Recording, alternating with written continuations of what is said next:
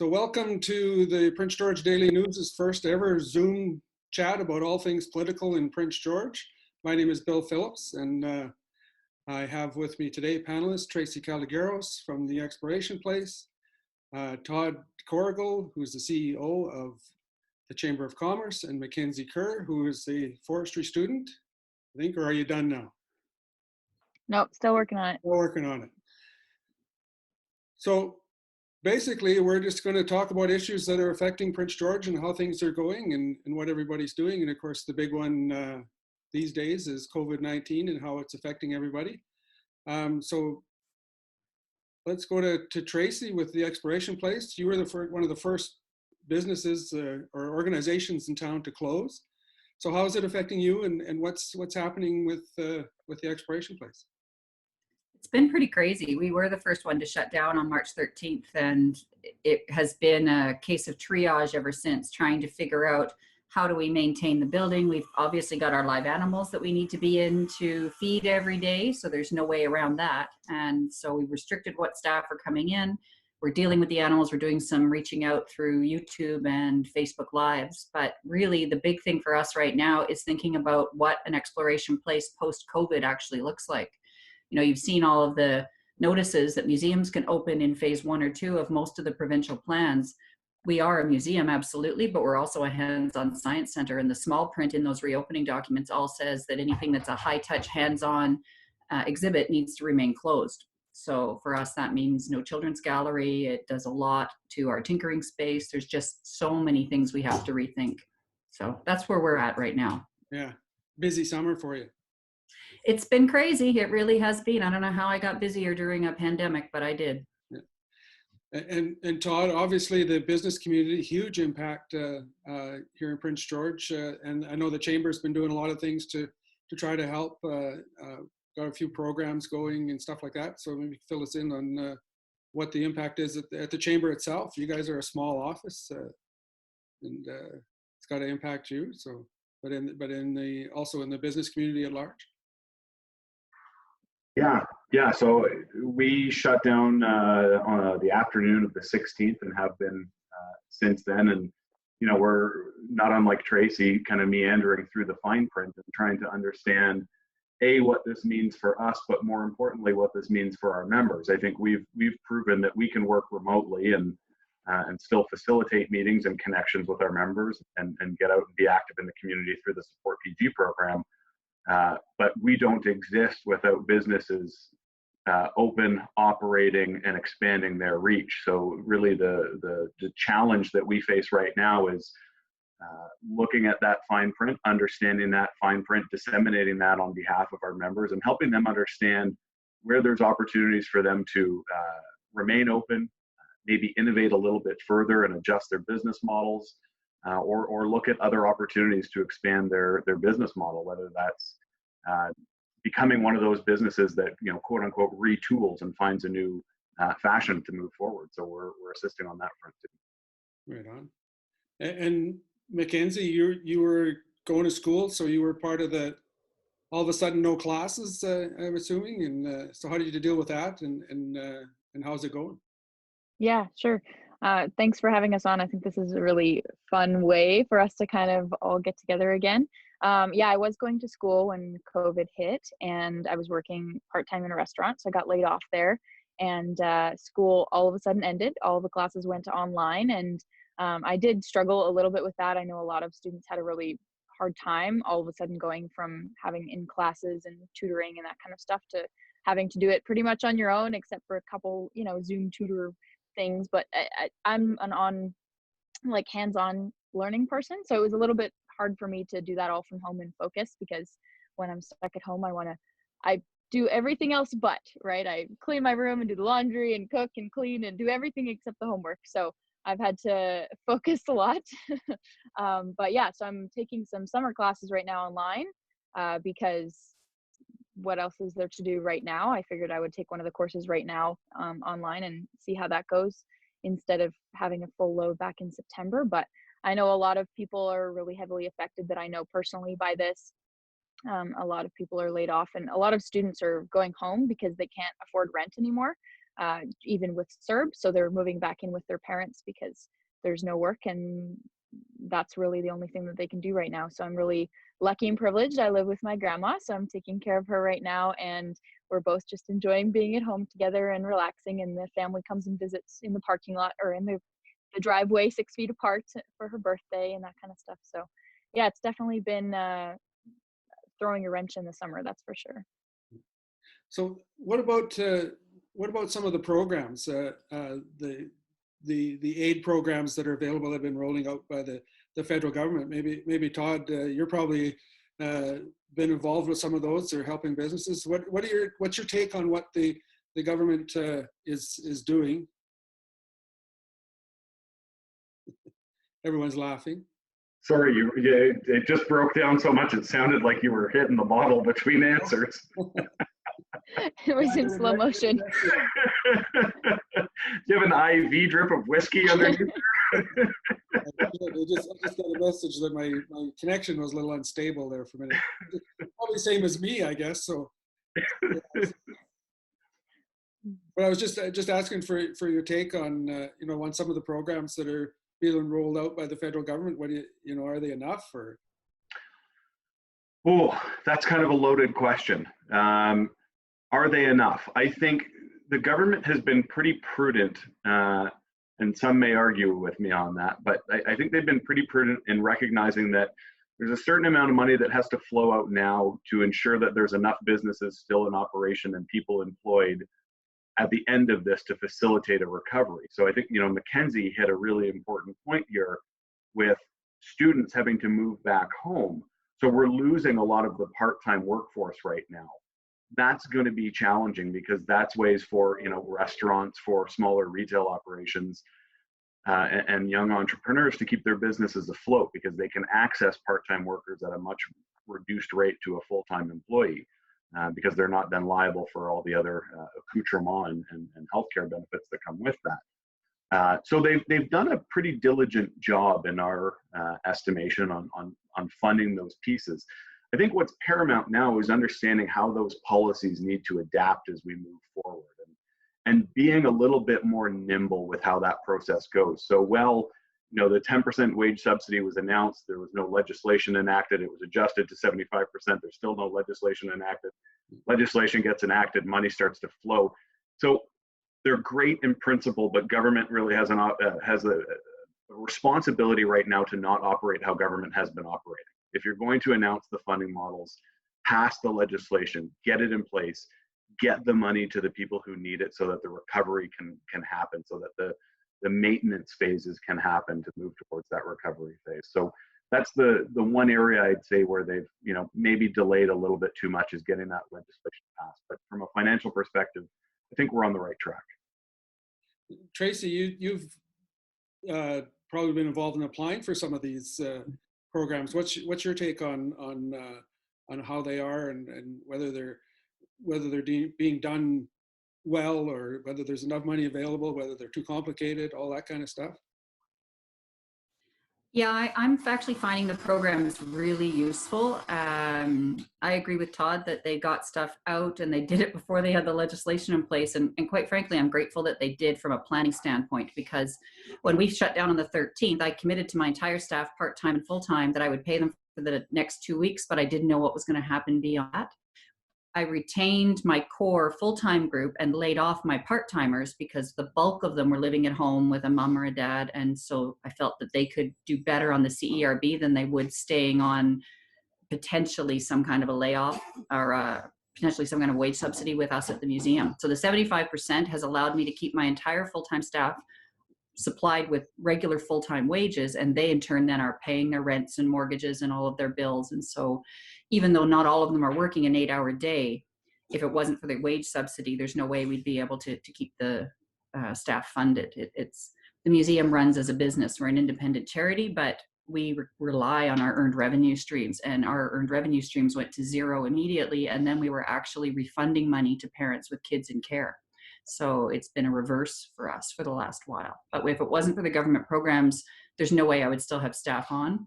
My next question is, what does that recovery funding look like? I've got a lot of renos to do at that museum before I can reopen, and it's obviously unplanned. I need help. So that's where I'm looking now, is to see what happens on the recovery phase. And plus, you probably want to see how long that goes too, right? Because we still don't know how long all this we're moving into reopening, but we really don't know how long all this is going to last. So, well, the science isn't there yet, and you can't follow the science just when it's convenient. We've been following science, we've been following data, and you can look at Canada's results and point to that as what I think has actually allowed us to flatten the curve the way we have in this country. If we start ignoring the science now, we're going to be right back into it, I think. And Mackenzie, being a student, one of the criticisms when they started rolling this all out was that students were kind of one of the groups that were left in the lurch, I guess. How did you find that being a student, being able to access any of this funding, or have you accessed any of the funding? So yeah, I know a lot of students. I'm actually applying for my CERB today, so I'll be back paid from when I was laid off, which is handy. But I needed to get my ducks in order first. But yeah, a lot of students were really left behind. I was glad to see though that the first phase of when they brought out CERB, a lot of students weren't eligible because of very nitpicky things like, oh, if you weren't working last summer and you weren't planning to work next summer, then you're not eligible. So then they revamped that, and a lot of students now are eligible, which is really great. That's why I now can apply. But graduating students are, kind of screwed right now because no one's hiring this summer and they're graduating. So they can't apply for CERB or the student funding and, things like that. So that is still a group that is pretty left behind right now. I know a lot of people struggling with that. They're graduating and they're just kind of figuring out what to do. So yeah, I'm glad that they revamped it though to open it up and not make the requirements so strict, because a lot of people were falling through the cracks. Yeah, right on. So, I'm unstable again. Welcome to my life. Yeah, I've been unstable for quite some time. Yeah. Just switching topics a little bit. At least you're consistent, Bill. Consistently and unstable, yeah. One of the big news items locally last week was West Coast Olefins deciding to move to McLeod Lake for various reasons. I guess they said that they've listened to the environmental concerns of operating in the airshed, and good on them for listening to that. Personally, I suspect that their issues with the Clayton Tenay might have some play in that too. But let's go back to Mackenzie and put your Green Party hat on. And for those who don't know, Mackenzie ran for the Green Party in the federal election last time. So we'll get her. Yeah, there you go. Put the. Yeah, so I was in the election the only candidate that openly opposed the plant. I watched that live stream when they announced that they were moving it to McLeod Lake. And I met with Ken James and some of the other people when they announced it while we were campaigning, which is an opportune time. So we had lots to talk about. So I listened to the live stream and I did ask a question because it was a Q&A as well. And I said, if you're moving to McLeod Lake, how much of a relationship do you have with the McLeod Lake Indian Band? Because I think that's really important if you're going to be moving it to, another community. What stage is that in? And he kind of made light of it and said, oh, we're still in the dating stage, which kind of signaled to me that, they say that they're moving it, but I don't think that they're at a point where, shovels are hitting the ground next week. I think that there's still a lot of work to do. I am a little bit worried that, out of sight, out of mind. If it's out of the Prince George area, there was a lot of people that were against it because of the airshed. And I think that just kind of pushing it out of the way is part of the reasoning that they're trying to get less backlash. But I think that if we look at statistically, a lot of Indigenous communities are higher. A lot of the time, Indigenous communities are closer to environmental degradation. So beside landfills, if you look at the studies, it shows that Black, Indigenous, and people of color are statistically closer to things like this that are harmful to the environment and therefore harmful to their health. So I think that that's also something that we need to look at is, projects like this that we don't want it in Prince George because it could be bad for our health is, oh, let's just put it beside, McLeod Lake Indian Band, and that's okay because we won't see it. So I am a little bit nervous about that. And I think that, there's still a lot of issues with it. I am still against it because I don't think that we need to be making more plastic, but, it's out of the airshed and because we are in a bowl. So that's something that I'm glad that they took into consideration. But I think that there's still a lot of communication and work that we need to be doing. And, it's still a long ways away. So I think that there's still a lot of headlines that will be coming out of what the update is. And I think that we're still a ways out. So yeah, that's my opinion. So, Todd, what's your take on it from a chamber's perspective, moving out that way? I'm assuming that they would probably still be a chamber member, even though they're out there from that perspective. But just as from a business perspective overall, moving north a little bit of town, I don't suspect that it changes a whole heck of a lot. Yeah, no, it doesn't. It doesn't change a tremendous amount. I mean, there's certainly a lost commercial tax base that goes with that. It may change some of the dynamics of where the workers are coming from. I still suspect, Prince George becomes a supply hub both from a mechanical and people capacity.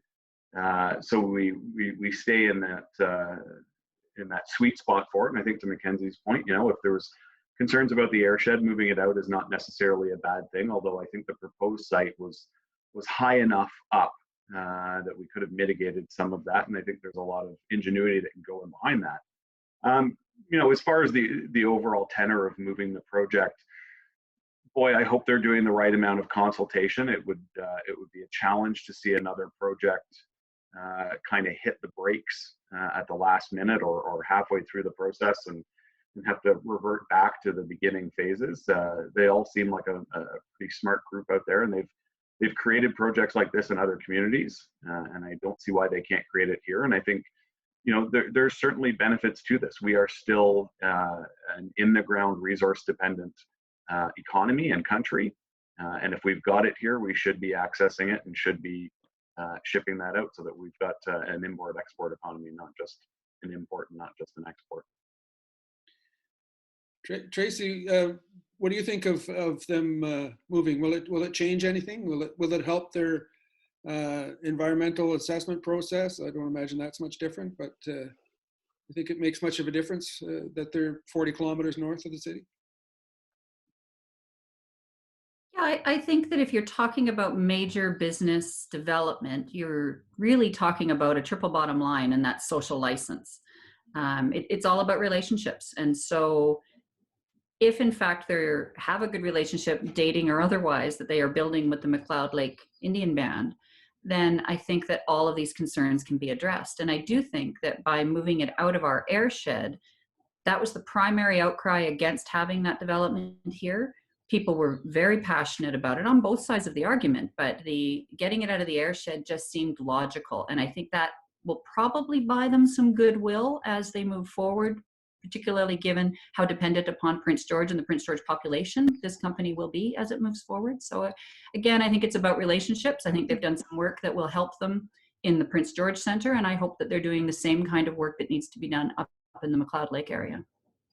Yeah, it seems they're a very approachable company from my perspective, from journalists. I think they're very available, and they seem to be doing as much consultation as they can. So whether you like it or not, that they are doing that, they are making that effort. So I guess it remains to be seen. The question becomes, is the consultation genuine? Is it being done in a way that is going to have the necessary impacts? So far, they've listened. So we'll see. Yeah, absolutely. And it brings to Mackenzie's point is, the larger issue should we be continuing to make plastics? The other argument for that is, I saw, I think on the weekend, is that with oil being in such a bad state, going towards some of the more byproducts from oil is probably a better thing for the business, anyways. So,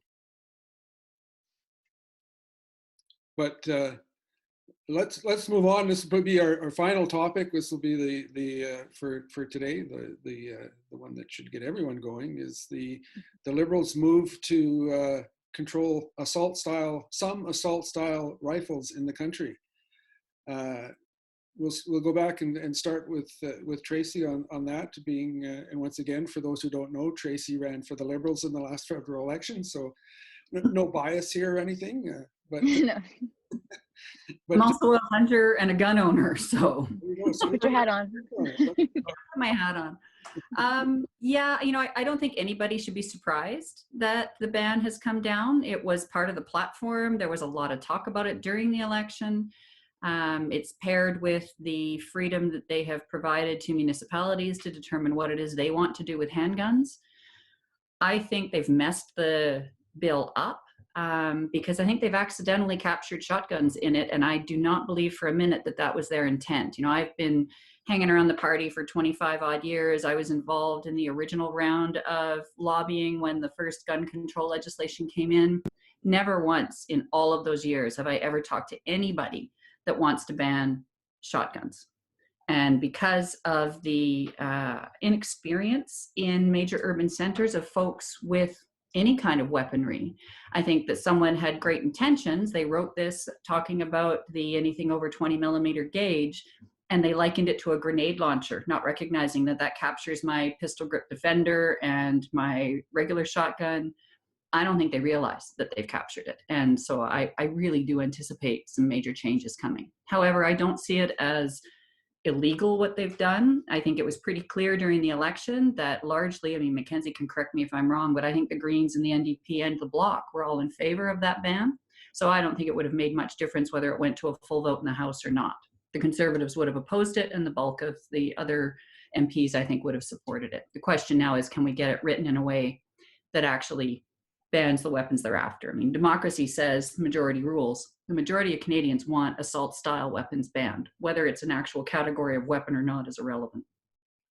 So Todd, that's been one of the questions, I guess, is that this was done through an order in council, and perhaps it should have been debated more in the legislature, and granted, it was legislation that was in the books long before everything was happening. So what's your take on whether they should have actually gone back to the House and passed this through legislation? So short answer, yes. I think sweeping legislation, anytime something doesn't go back for proper debate, you open yourself up for criticism. And, you know, sure, it's going to hit the floor and it's going to be contentious and you're going to hear the same arguments circle back around. And, you know, to Tracy's point, the legislation was probably going to get passed, probably hits the Senate, gets revised a heck ton and comes back to the House again for some more revisions and debate. And who knows how long it goes. I don't disagree that legislation needed to be looked at this point. Again, I don't think anybody wants to see assault style weapons. We do not want to become the US. I do not want to see friends, family members, or their children get gunned down in a movie theater. I think that's atrocious, and I think that's short-sighted. However, sweeping legislation is never the answer on any of these things, and proper consultation has to be done. I think, you know, we've seen some issues come up with the Wet'suwet'en, with the Fed and the province passing sweeping legislation and working with one side versus another side. You see it with the gun debate going on here. You see the US getting involved in our gun debate. So, you know, right idea, wrong approach. Okay, Mackenzie, what's your take on the issue of assault style rifles and the ban? Sure. So I'm gonna take my Green Party hat off, yeah, because it's my response will probably surprise people. So I do not own a gun. I don't have my core or PAL, but I all of my family does, and they hunt. And I think that right now what just happened was they're taking law-abiding citizens and turning them into criminals overnight. And a lot of the people that have these guns are, you know, we need to crack down on illegal guns more than, you know, the 12 gauge shotguns. Like a lot of the things that Tracy was saying, there's guns in there that are now in this legislation that by accident or not, they're in there now. And I don't think that that is okay. I also don't think that they should be making policy changes and passing legislation without debate in the House. And I think that what Todd was saying, I completely agree with that. I think even if it was to have been passed because it was already in there, it was a very opportune time to do it right after the Nova Scotia shooting, when guns like this weren't even used in the shooting. And I think it's creating a lot of divisiveness in our communities and on Facebook, and a lot, huge fights among family members and friends and neighbors, because it's just kind of a wedge issue that's creating more divisiveness between us. And I think, the shooter in that shooting used an illegal weapon. And I think that's what we need to be cracking down on a lot, because I don't think that we're putting our focus in the wrong area. I think, yes, there are, some dangerous weapons out there. I agree. I don't think we really need AR-15s, but these weapons that were restricted, and I've talked to a lot of friends and family. I'm no expert on this, but I did some research. I have some notes as well before this talk so that I could, know a little bit about it. But they were saying that it's based on muzzle velocity and barrel diameter, and that made a lot of the guns, like 12 gauges, into this category that by accident, right? And so I think that it was just a very opportune time that has created a lot of divisiveness, and